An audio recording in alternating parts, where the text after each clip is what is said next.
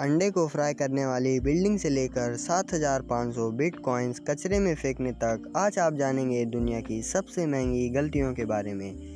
दोस्तों, गलतियां तो हर इंसान से होती हैं, लेकिन तब वो तो बहुत छोटी लगती हैं, लेकिन बाद में उनका नुकसान काफ़ी भारी होता है। आज आप जानेंगे दुनिया की कुछ महंगी तरीन गलतियों के बारे में, जिसमें करोड़ों नहीं बल्कि अरबों का नुकसान हो गया। आज से 20 साल पहले वीडियो डीवीडी के दौर में ब्लॉकबस्टर एक अलग ही मुकाम पर थी। आज से 20 साल पहले एक ब्लॉकबस्टर को एक बार नहीं, 2 बार नहीं बल्कि 3 बार नेटफ्लिक्स को खरीदने का मौका मिला, लेकिन ब्लॉकबस्टर ने इससे इनकार कर दिया। नेटफ्लिक्स कंपनी उस समय डीवीडी रेंट पर दिया करती थी, जो $50 मिलियन यानी कि 37 करोड़ रुपीस में सेल हो रही थी। नेटफ्लिक्स को ना खरीदकर ब्लॉकबस्टर को ये गलती बहुत महंगी पड़ी, क्योंकि आज नेटफ्लिक्स की कुल वैल्यू $20 बिलियन है, जो 1500 अरब रुपए बनती है। ब्लॉकबस्टर तो कहीं है भी नहीं। 2009 में जब लोग बिटकॉइन पर भरोसा नहीं करते थे, तब उस वक्त यूके के जेम्स वॉवेल ने अपने कंप्यूटर में 7,500 बिटकॉइन जमा करके रख दिए थे।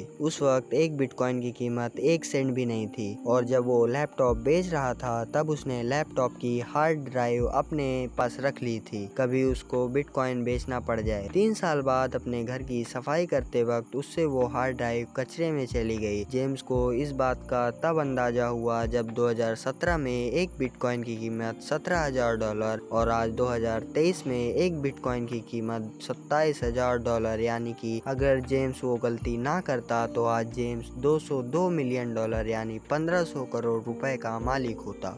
कीबोर्ड पे टाइप करते वक्त हम सबसे गलतियां होती रहती हैं, लेकिन ऐसी ही एक टाइपिंग मिस्टेक 2005 में टोक्यो एक्सचेंज कंपनी में एक ब्रोकर से हुई। ये कंपनी जापान की सबसे बड़ी ब्रोकरेज फर्म है। उस ब्रोकर ने अपने कंपनी के 6,10,000 शेयर्स 1 येन के हिसाब से सेल कर दिए, और बदकिस्मती से स्टॉक कंपनियों ने उनके ऑर्डर को एक्सेप्ट भी कर लिया। 2 सेकेंड्स के बाद उसको होश आया कि उसको 6,10,000 शेयर्स 1 येन में नहीं बल्कि एक शेयर 6,10,000 येन में सेल करना था। सिर्फ एक छोटी सी टाइपिंग मिस्टेक की वजह से उस कंपनी को $250 मिलियन यानी कि 1875 करोड़ रुपयों का नुकसान हो गया। 2013 में लंदन में एक बिल्डिंग बनाई गई जो वॉकी टॉकी के नाम से फेमस हो गई, क्योंकि उसकी शेप वॉकी टॉकी से मिलती जुलती थी। इस बिल्डिंग को बनाने में $270 मिलियन यानी कि 2025 करोड़ रुपए का खर्च हो गया, लेकिन बिल्डिंग की डिजाइन में एक ऐसी गलती थी जिसका अंदाजा